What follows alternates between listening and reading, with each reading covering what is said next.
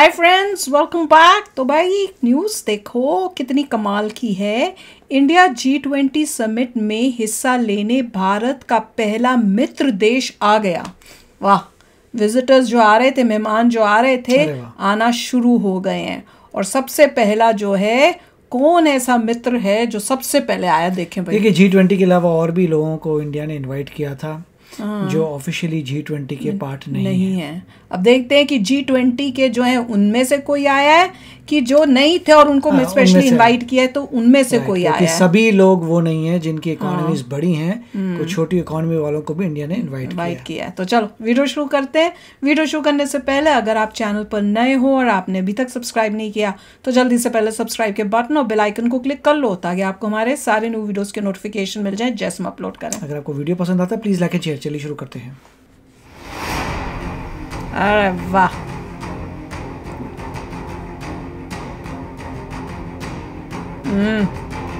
देखा हमने। भारत G20 की जोर शोर से तैयारियों में जुटा है। दुनिया के कई बड़े नेता भारत आने वाले हैं।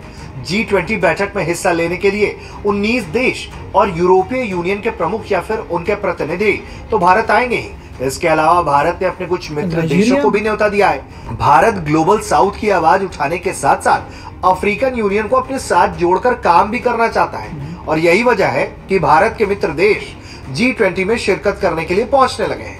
ये तो रहे हैं नाइजीरिया की राष्ट्रपति। ये G20 के पहले मेहमान हैं जो बैठक में हिस्सा लेने के लिए भारत पहुंचे हैं। नाइजीरिया G20 का सदस्य नहीं है बल्कि भारत का आमंत्रित अतिथि है जो G20 की बैठक में हिस्सा लेगा।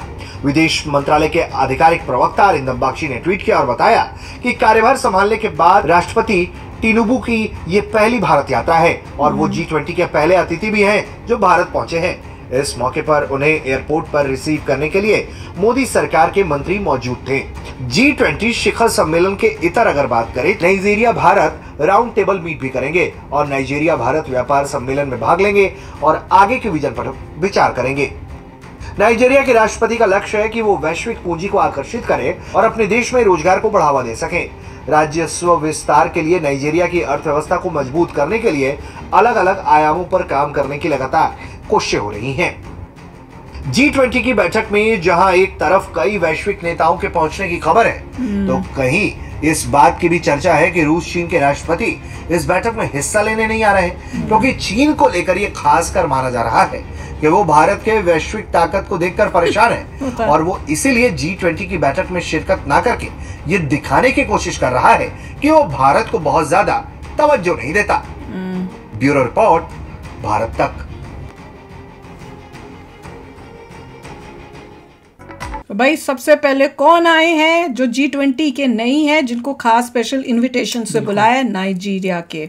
और अफ्रीकन कंट्रीज की रिप्रेजेंटेशन हमेशा कम रहती है जगह जगह पे, क्योंकि अफ्रीकन कंट्री सबसे पूरेस्ट हैं पूरे वर्ल्ड में, तो उनकी रिप्रेजेंटेशन हर जगह कम है।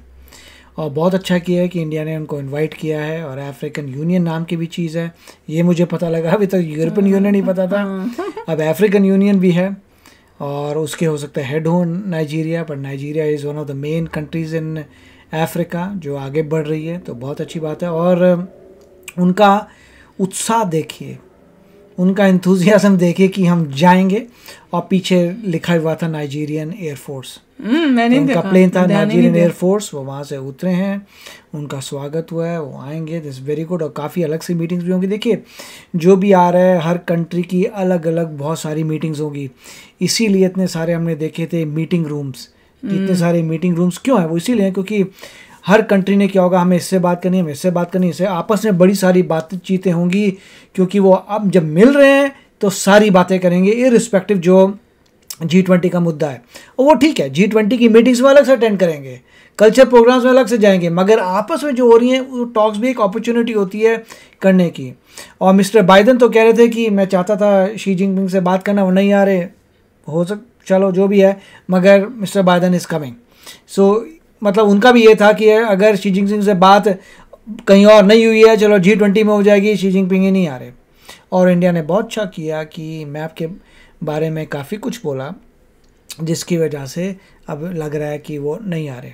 मैं आपके बारे में बोलने से नहीं आने का मतलब बनता ही नहीं था। तुम यहाँ पे आओ, मीटिंग करो, सबसे मिलो। और डिस्प्यूट्स के बारे में, जो टेरिटरी की डिस्प्यूट है, इंडिया ने पहले कह दिया कि जब तक टेरिटरी की डिस्प्यूट है और सब सही नहीं हो सकता। वो तो है, बिल्कुल ठीक। एक चाइनीज कंपनी, वो BYD कौन सी थी जो कार आ रही थी, उसको हमने बंद कर दिया 1 बिलियन की, तब उनका रोना हुआ। कितने सारे ऐप्स बंद किए हुए हैं, टिकटॉक बंद हो गया।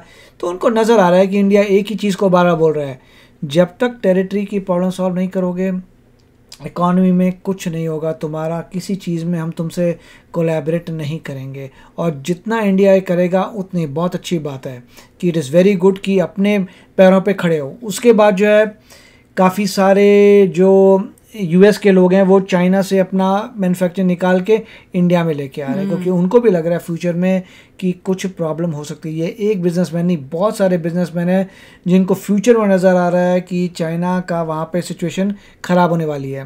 और सब फ्रेंडली कंट्री नहीं है यार। राइट। अब चाइना ने अभी एक अनाउंसमेंट की थी कि जो चाइनीज़ गवर्नमेंट का कोई भी एम्प्लॉय है जो वो आईफोन नहीं यूज़ कर सकता। ओह अच्छा, वाह। तो ये अभी खबर आई है कि अगर कोई भी बंदा गवर्नमेंट जॉब में है चाइना की, वो आईफोन यूज नहीं कर सकता है, उसका उनका ही फोन और चीजें यूज करनी पड़ेंगी, क्योंकि वो कह रहे हैं कि स्पाइंग हो सकती है, ये हो सकती है। तो एप्पल भी अब देख रहा है कि ओ अच्छा, तो मतलब यहाँ तक बात आ गई है कि अब वो लोग आईफोन नहीं यूज कर सकते। और 19% रेवेन्यू एप्पल का चाइना से आता है। इसीलिए एप्पल को भी अर्जेंसी थी कि सारी मैन्युफैक्चरिंग जल्दी जल्दी इंडिया में करे, जो डेमोक्रेसी है, क्योंकि चाइना तो डेमोक्रेसी नहीं है। अब शी जिनपिंग जो बने हुए हैं कितने सदियों के लिए बने होंगे, हु नोज, क्योंकि डेमोक्रेसी तो है नहीं। बिल्कुल ठीक है। और ये जो आ नहीं रहे हैं ना, वो सोच रहे हैं कि इससे मैं दिखा रहा हूँ कि मुझे फ़र्क नहीं पड़ता इंडिया से। अंदर से वो घबराए हुए हैं, वो परेशान है कि जब मैं आऊँगा और इतनी सजा हुआ देखूँगा कि G20 में इतना सुंदर प्रिपरेशन की हुई है, तो जलन तो होगी, तो दुख तो होगा कि इंडिया ने इतना अच्छा ऑर्गेनाइज़ किया हुआ है, इंडिया को इतनी इम्पोर्टेंस मिल रही है, तो भैया तकलीफ़ तो होनी है। तो उन्होंने ये दिखाने के लिए कि भैया मैं तो आ ही नहीं रहा, अब मेरी अकड़ बनी रहे, उसके लिए किया। और उन्हें ये रियलाइज़ नहीं होता, इस अकड़ से तुम्हारी रिलेशनशिप इंडिया से और ख़राब होंगी। और जब तुम कोशिश करोगे कि भैया फ्रेंडली हो जाए इंडिया, जैसे अभी बीच में कोशिश करते हैं ना, वो कहते हैं कि बॉर्डर में क्या हो रहा है वो तो भूल जाओ, पर जो सैटेलाइट और स्पेस में जो कर रहे हैं वो अलग चीज़ है। तो इंडिया भी फिर अच्छा तुम्हें जवाब देगा, तुम्हारे जो काम हैं उसके हिसाब से देगा तुम्हें। पहले भी ये पाकिस्तान के साथ वो कश्मीर में जब हुई थी G20, तब भी इन्होंने प्रॉब्लम्स क्रिएट की थी कि हम नहीं आ रहे। तो वही है। तो चलो, बट फर्स्ट गेस्ट आ गए हैं, मतलब G20 का कार्यक्रम हो गया है शुरू। तो चलो फ्रेंड्स, शेयर करना अपने थॉट्स। चलते हैं, मिलेंगे नेक्स्ट वीडियो में बहुत ही जल्द। Till then take care and bye bye. तो अगर आप मेरे इस चैनल पे नए हो तो जल्दी से सब्सक्राइब के बटन को हिट करो और बेल आइकन को क्लिक करो, ताकि आपको मेरा जब नया वीडियो मैं लगाऊं आपको उसके बारे में जल्दी से पता चल जाए।